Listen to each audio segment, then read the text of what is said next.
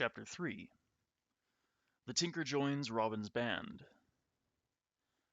The Sheriff of Nottingham had sworn to capture Robin Hood and collect the £200 reward, but the Sheriff did not know about Robin's band, and he thought he could serve a warrant for his arrest on Robin just as he would on any lawbreaker, with the help of the citizens of the town.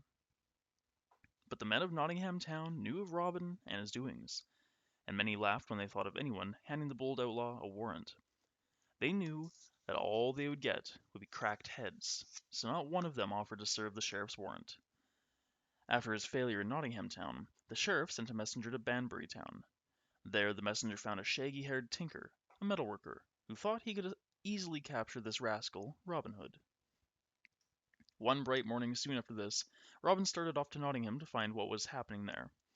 He walked merrily, and his eyes and thoughts wandered.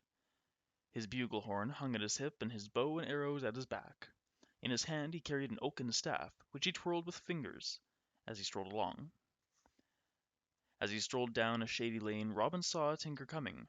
The tinker's bag and his hammer hung on his back. He carried a strong staff, and sang in a loud voice. Robin gave him a saucy greeting, and soon the two were joking and heading to the Blue Boar Inn for some home-brewed ale. "Tell me your news, friend," said Robin, "for tinkers are always full of tales." "I have a task that calls for all my wits. I seek a bold outlaw, whom men call Robin Hood. In my pouch I have a warrant with the sheriff's red seal on it. Do you know this Robin Hood, good fellow?" "Ah, I saw him just this morning," said Robin. "But, tinker, men say he is a sly fox. Be careful, or he might steal your warrant right from your very pouch." "He may be sly, but I am sly too," cried the tinker. "What does the man look like, lad?" "Much like me," said Robin. "My age, height, and build. He has blue eyes like mine too." And Robin winked at him. "I thought he was a great bearded man," said the tinker. "Not so large," said Robin, "but men say he's a right good fighter." With this they entered the Blue Boar Inn. No sweeter inn could be found, shaded and cool in the summer, cozy and full of good company in the winter. The inn was well known to Robin and his band. He and Little John, or Will Stutely, or young David of Doncaster often gathered there when the forest was filled with snow. The innkeeper knew when to keep quiet, and when Robin and the tinker entered, he made no sign to give Robin away. Robin made sure the tinker drank deeply, while he only wet his lips. First the man sang, then his head began wagging until at last he fell asleep. Then Robin laughed aloud and quickly took the warrant from the tinker and disappeared. The next day, at a sudden bend in the road, Robin and the tinker met sharply face to face. "Hallo, my sweet bird!" said Robin. The tinker was grim. Not only had he been left to pay the bill for the ale, but he now knew that it was Robin Hood himself who had tricked him.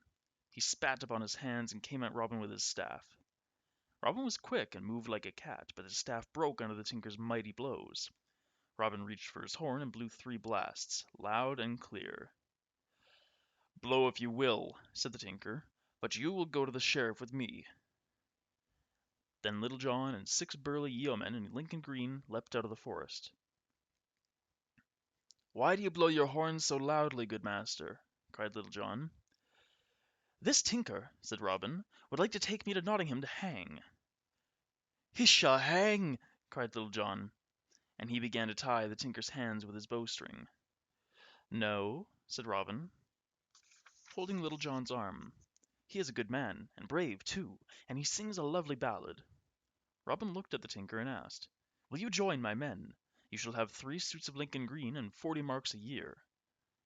The tinker agreed to the merry life, and they all headed back into the forest depths, where the tinker was to live forever, singing ballads to Robin's band.